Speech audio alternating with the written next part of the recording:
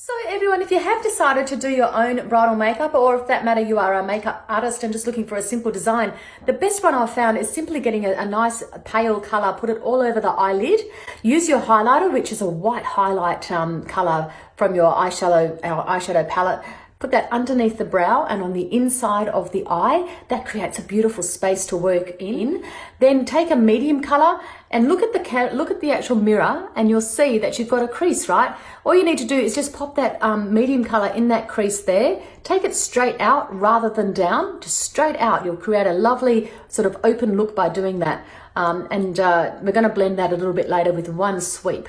Finally, you take your pencil or your eyeliner and do little short strokes along the top of your eye, and then join it up with a nice flat brush and a bit of black eyeshadow on that brush, and just draw that eyeline in. It's the easiest way of doing that.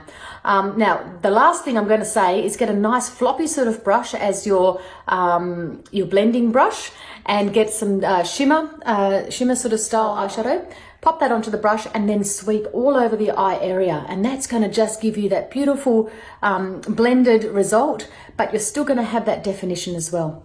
Really simple eye design.